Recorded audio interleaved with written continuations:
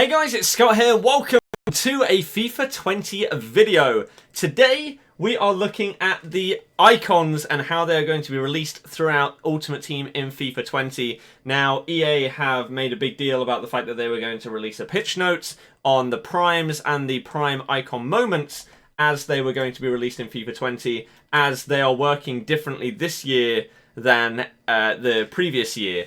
And there was so much of a mess up when it came to the icons in FIFA 19, so we're hoping that this is going to clear everything up and we're going to understand every little thing about icons before the game is actually released. So fair play to EA for actually getting this out on time before the release of the web app and EA Access. So, a deep dive into icons information throughout FUT 20, the pitch notes.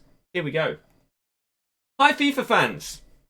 Hi, that's me. I'm Yashir, live producer. I'm here to take you through one particular aspect of our live content plans for FUT 20, icons. Since the introduction, we've seen how incredibly popular and engaging they've been throughout FIFA Ultimate Team.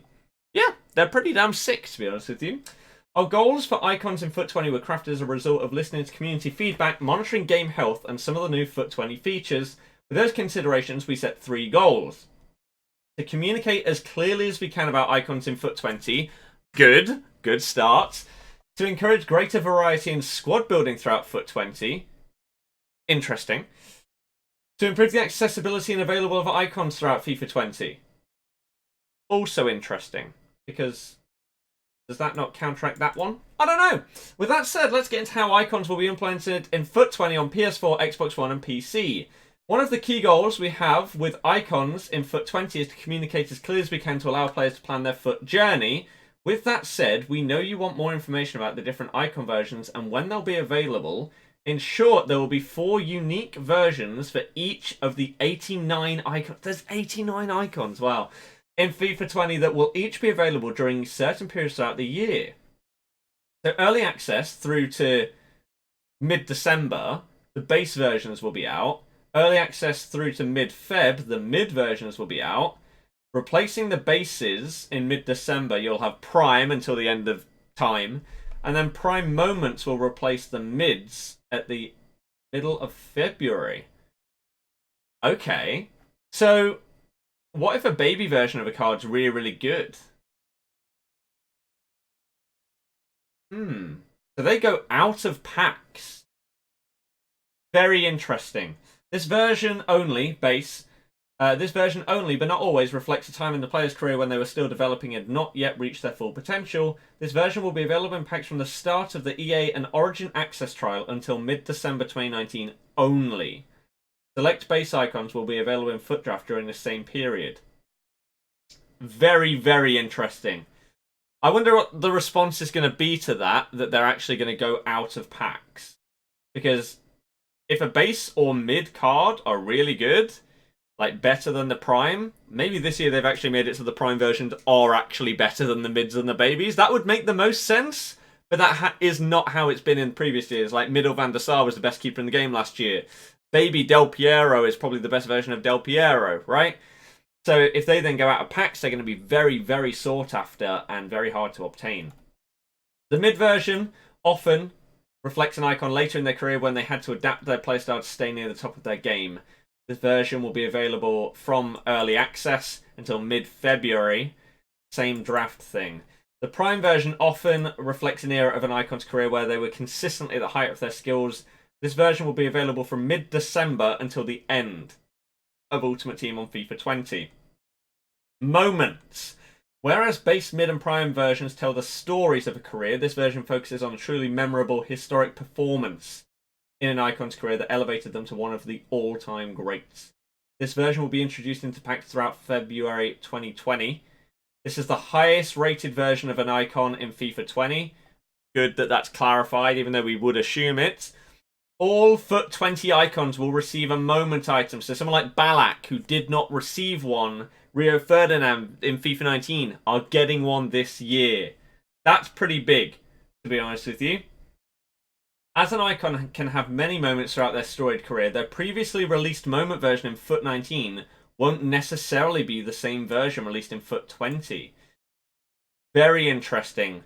So a lot of the people that wanted, for example, someone like Johan Cruyff to be upgraded as his normal card, maybe his Moments card would be higher rated than it was. We'll have to wait and see. Select Moment icons will be available in FUT Draft as well. With this release of the different icon versions in and out of packs throughout FUT 20, we have sought to not only encourage greater variety in squad building throughout the game, but also ensure that there's greater availability of Prime and Moment versions of icons on the transfer market once they're released in packs. Okay, Icons and SBCs. I was about to ask a question there, but another goal we have in FUT 20 is to make icons more accessible to as wide a group of FUT players as possible. Good. Since FUT 18, we released individual Icon SBCs that required icons to complete. We used icon requirements in order to keep SBC requirements from being overly lengthy and also to help alleviate other pinch points in the market. So basically not price fixing, let's say, a Coutinho that was necessary for this specific SBC. However, what we saw was that many icons, especially base icons, were being viewed and valued more as tools to complete SBCs rather than as players in your squad. Yep, definitely. That was not the experience we wanted to create. Turning our attention to individual and player pick icon SBCs. Interesting that they're saying that there's going to be both, maybe. There were significant challenges. Throughout the cycle, many of the top icons, as well as the icon SBC requirements, fluctuated considerably in transfer market price. Yes, when combined with the goal of allowing players to build towards these icons, this added considerable difficulties. This made it difficult to design individual icon SBCs to be consistent with transfer market prices and other player SBC releases, highly complicated. As such, given the goals we set out to achieve for icons and the new features in FUT this year, we have revisited how icons will be used in SBCs in FUT 20. Icons will not be used as requirements in SBCs. It's pretty big. As an additional measure, the minimum quick sell price of an icon will be lowered from 102k to 63.75k. Okay. Specific guaranteed icon pack SBCs will be continued to be released throughout FUT 20. They will give players the opportunity to earn the specified version of any icon. So like a base icon SBC pack, for example. There will be no individual or player pick icon SBCs released in FUT 20. We will be replacing individual icon SBCs with a brand new Icon SWAPS program detailed below. Very interesting. I don't know whether this is good or bad before reading this. Alongside being able to purchase icons on the transfer market or finding them in packs, in FUT 20 we're introducing Icon SWAPS, a new way to allow players to unlock select icons in exchange for player tokens, which can be earned by completing objectives you exchange.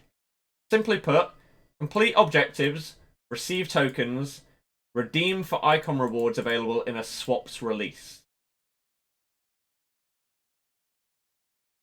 Okay. There will be 3 icon swaps released throughout the year. Each icon swaps release will contain at least 20 individual icons untradeable. Player tokens can also be redeemed for select guaranteed icon packs during each swaps release. Okay, so you could just go for a base icon. Each icon swaps release will contain a range of icon versions. So for example, Owen, that's not his baby card, whereas that is Alex's baby card, right? Prime Zanetti, etc, etc. If an icon has already been released in an icon swaps release, it will not have any other versions released in a future icon swap release. Icon swaps objectives will reflect the rewards on offer. Okay, each icon swaps release will have a unique set of player tokens tied to it. Each individual icon in an icon swap will require a certain number of player tokens in order to redeem. Each player token can only be redeemed in that specific swaps release and does not roll over. So a bit like FUT swaps. Player tokens will be released over the duration of each icon swaps release. Similar to FUT swap deals, you will need to choose which icons you want to unlock based on how many player tokens you've earned. So for example, someone like Baby Ferdinand may require 5 tokens, whereas, I don't know, this Sanchez card may require 10. Right? Icon Swaps 1 will be released October 11th and will run to December. It also allows you to earn select Prime Icon players before they go into packs. Yep, like Hadji. It will feature the following icons with their specific version detailed in the image below. Information regarding Icon Swaps 2 and 3 will be announced later in the year. This is just one part of what we have planned for FUT 20. We're excited for players to experience this and are looking forward to sharing more throughout FUT 20. As ever, we will continue to listen to feedback to help improve the experience where we can for all players. So my first question and main question to you is, do you like the idea? Do you think it's a good idea? Do you think it's a horrible idea? Is this a good direction for them to go with icons after how they ran with it last year and the year before? I'm going to say it's very interesting. One thing that is a little sad is that it means that you are not able to work towards every single Icon SBC that you want, unlike in previous years. So you can't, over the year, work towards getting Hullet, Vieira, R9, all of their primes as SBCs. You've got to pick and choose. So Drogba, you'll only be able to get this middle card unless you buy him off the market. Rivaldo, you won't be able to get his better versions. Same with Carlos. Ferdinand, you won't be able to get his prime. You won't be able to get prime Ballack as one of these swaps. You will have to get him off the market. That's my one concern. It's going to be very interesting to see how this affects the icon market. For example, is this prime closer? I don't even know. How much is this baby going to go for? Is it going to be basically discard value? Because it just isn't very good. Who knows? So what are your thoughts? It's very interesting, and I'm glad that they've gone into this much detail to explain everything and how it works. That's good from them. And I am really looking forward to read the comments of this video to see what people think. Are you excited about this? Or not? I think I'm going to have to consume the information a little bit more and probably give my feedback in maybe a couple of days once I've really understood it properly and can get my head around everything and what impact it might have on the game, on SBCs, on how I may build my squads, what kind of players I might aim for in the game, etc. But yeah, I'd love to hear your thoughts. So let me know in the comments section down below if you found this informative and you're hyped for FIFA 20. Content starts tomorrow. Unless there's something that somehow makes the web app come out today, in which case I'll play that on stream. But if not, then I'll be seeing you tomorrow for the start of FIFA 20. Thank you very much for watching this. If you enjoyed it, hit the thumbs up, subscribe if you're new, and I'll see you for FIFA 20 tomorrow.